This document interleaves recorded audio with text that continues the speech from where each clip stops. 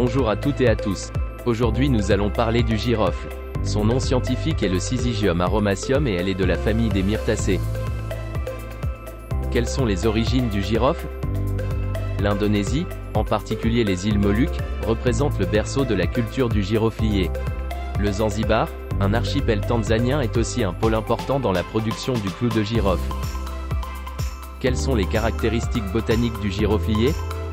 Il s'agit d'un arbre ligneux de 6 à 12 mètres de haut, qui peut vivre jusqu'à 150 ans. C'est une plante sempervirente, pyramidale ou conique, qui possède un tronc principal de forme oblique.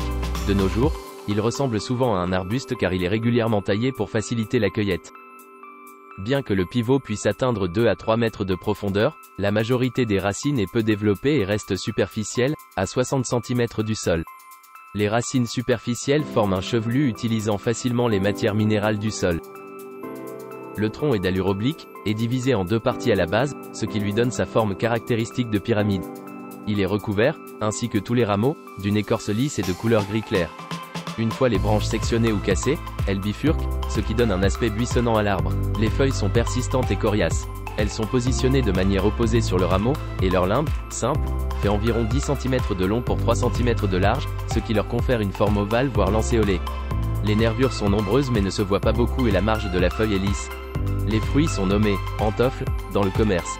Ce sont des petites baies elliptiques, d'environ 2,5 cm de long pour 1 cm de large. Ils sont de couleur pourpre, généralement uniloculaires, et ont une ou parfois deux graines à enveloppe rouge. Les fleurs sont disposées en cymes, de 3 à 20 fleurs blanches, hautement aromatiques. La corolle est composée de 4 pétales caducs cohérents, qui alternent avec les sépales. Ce qui est communément appelé clou de girofle, correspond à la fleur à l'état de bouton non épanoui, comprenant le calice et la corolle.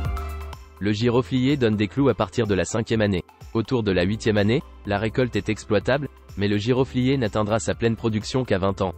Un giroflier peut produire pendant 75 à 80 années, et ces vieux arbres peuvent donner 50 kg de clous frais par an. La cueillette se fait à la main, puis les clous sont séparés des griffes. Les clous roses vont sécher pour permettre leur conservation. 35 kg de clous frais donnent 10 kg de clous secs. Quels sont les différents constituants chimiques du giroflier? Le girofle est riche en terpènes comme l'alpha-humulène qui a des propriétés anti-inflammatoires et anticancéreuses. Et en bêta-cariophyllène qui est réputé pour ses propriétés anti-inflammatoires, antivirales, antispasmodiques et anticolytiques. Comme autres terpènes, il y a le camphène qui est réputé pour ses propriétés médicinales en tant qu'antispasmodique et stimulant bronchique. Il y a aussi le pinène qui a des propriétés anti-infectieuses respiratoires et antitumorales. Le clou de girofle est riche en eugénol qui appartient au phénylpropanoïde. Il a des propriétés anti-infectieuses et antiseptiques et il possède un pouvoir anesthésiant. Il est utilisé par les dentistes, sous la forme d'eugénate, servant en chirurgie dentaire pour des pansements et l'obturation de canaux. On y trouve des éthers comme le méthyleugénol. Bien qu'en général les éthers apportent des propriétés intéressantes aux huiles essentielles, dans le cas du méthyleugénol, sa concentration devra être inférieure à 0,5% afin de minimiser les risques d'irritation et d'allergie cutanée. L'huile essentielle du clou de girofle contient des esters aromatiques comme l'acétate d'eugényle, issu de l'eugénol et le salicylate de méthyle. Ce sont des molécules antispasmodiques musculotropes, neurotropes, antibactériennes et stimulantes générales. Bien que présent en faible quantité dans l'huile essentielle de clou de girofle, il y a les aldéhydes aromatiques. L'oxydation de l'eugénol aboutit à la formation d'un aldéhyde aromatique, la vanilline. C'est par ce procédé que l'arôme artificiel de la vanille a été synthétisé durant de nombreuses années. Pour finir avec les constituants chimiques, il y a les oxydes sesquiterpéniques. Leurs propriétés restent mal connues, mais il s'agirait de molécules anti-inflammatoires et faiblement anxiolytiques. Parmi elles, on distingue l'oxyde de cariophyllène qui est présent dans l'huile essentielle. Comment extraire l'huile essentielle de girofle? Il existe plusieurs méthodes d'extraction qui sont choisies en fonction de la plante et de la fragilité de ses composants. Pour extraire les huiles essentielles du giroflier, la méthode de la distillation à la vapeur d'eau sera préférée. Le principe consiste à chauffer l'eau à basse pression afin que ces vapeurs traversent et imprègnent la matière végétale. Ensuite, les vapeurs se condensent et constituent l'eau florale et l'huile essentielle récoltée dans le florentin. Deux phases se forment, une phase aqueuse et une autre phase contenant l'huile essentielle. Tous ces composés sont à l'origine des propriétés pharmacologiques du giroflier. Le girofle a des propriétés anti-inflammatoires grâce à l'eugénol qui inhibe la cyclooxygénase et la voie du NF-κB qui est une protéine de la superfamille des facteurs de transcription impliqués dans la réponse immunitaire et la réponse au stress cellulaire. Le girofle a des propriétés cicatrisantes. En effet, la présence de nombreux constituants de son huile essentielle sont à l'origine de cette propriété. En dentisterie, l'eugénol est utilisé pour fabriquer un ciment dentaire provisoire pour le pansement des cavités de caries avant de passer à l'obstruction définitive. Il permet aussi d'élaborer des bains de bouche et des pâtes gingivales afin d'agir contre les infections comme la gingivite et il soulage une rage de dents. Le girofle a une activité antibactérienne contre les bactéries gram-positifs comme Staphylococcus aureus et gram-négatifs comme Pseudomonas aeruginosa. Il est antifongique contre Candida albicans, Cryptococcus neoformans, Aspergillus fumigatus, et est intéressant pour les vaginites mycosiques. Il est antiviral en stimulant le système immunitaire. Il est actif contre les maladies virales respiratoires comme les bronchites aiguës ou chroniques, les maladies tropicales comme le zona. Il est aussi intéressant pour l'herpès simplex et le virus de l'hépatite C. Le girofle est stimulant général. Il augmente l'activité du système nerveux et va procurer de l'énergie. Il est aussi immunostimulant en augmentant le nombre de globules blancs. Enfin, le girofle a des propriétés antispasmodiques. C'est-à-dire qu'il combat des spasmes, qui sont des contractures ou des crampes, souvent douloureuses. Ils sont principalement localisés au niveau digestif ou génito-urinaire. Voici quelques recettes de phytothérapie. Si vous aimez notre chaîne, merci de nous soutenir en vous abonnant. Première recette, recette contre le mal de ventre. En cas de douleur abdominale, on peut consommer les clous de girofle sous forme de tisane. Prenez quelques poignées de clous de girofle, et ajoutez de l'eau. Ensuite portez le tout à ébullition pendant 10 minutes, laissez infuser avant de filtrer la préparation.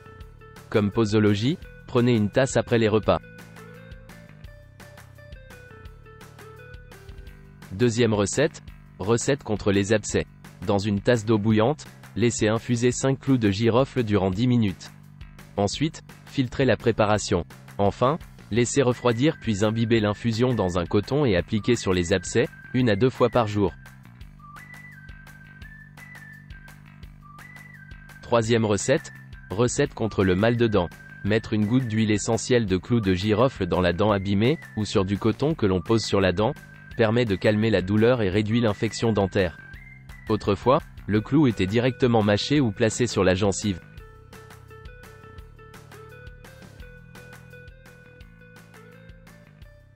Quatrième recette, recette contre les cystites. Ici, il faut masser le bas du ventre avec quelques gouttes de l'huile essentielle de girofle plusieurs fois par jour, le temps de la douleur.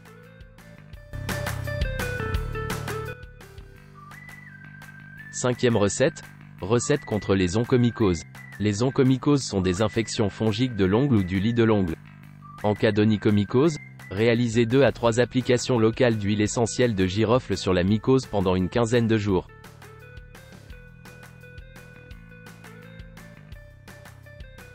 Sixième recette, préparation stimulante. L'eugénol, composant principal de l'huile essentielle a un parfum épicé, comme la plupart des autres phénols monoterpéniques, le thymol, le carvacrol. L'huile essentielle peut donc être utilisée en cas de manque d'entrain, de blues et d'épuisement, car elle redonne vitalité et énergie. Appliquez une goutte d'huile essentielle de girofle sur un support comme le miel, le sucre, un verre d'eau chaude et consommez, 2 à 3 fois par jour au maximum.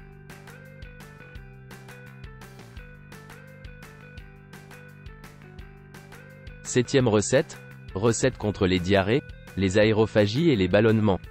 Il faut réaliser un mélange de clous de girofle, de cannelle et de citron. Dans le cas d'aérophagie, le mélange se prend après les repas, tandis que dans le cas de ballonnement, la prise pourra être faite lors des troubles ou juste avant les repas.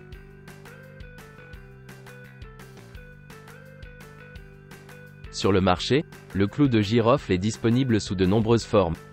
Vous trouverez directement les clous, des huiles essentielles et des poudres de girofle moulues. Nous allons finir en parlant de la toxicologie du girofle. Le principal organe où se produit le métabolisme des médicaments, ou autres principes actifs, est le foie. L'eugénol est donc métabolisé dans le foie.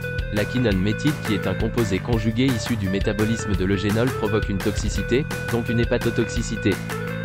Les huiles essentielles peuvent contenir du méthyleugénol qui est génotoxique. Il se pourrait que le méthyleugénol induit une endoduplication et inhibe la topoisomérase 2. Ceci endommage le matériel génétique des cellules. L'huile essentielle de clou de girofle ne se diffuse pas car elle est trop irritante pour les muqueuses respiratoires, tout comme les autres huiles essentielles phénolées.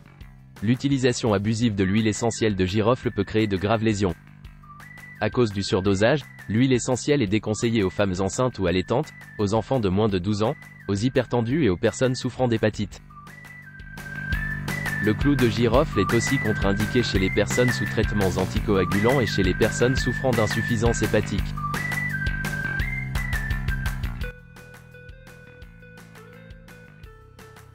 Nous sommes à la fin de cette vidéo.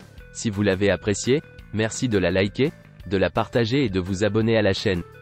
Et surtout activez la cloche de notification pour ne pas rater nos prochaines vidéos. Nous réalisons aussi des formats de vidéos animées qui s'appuient sur des études scientifiques. Merci de les visionner et de nous soutenir avec plein de likes. Prenez soin de vous et à la prochaine.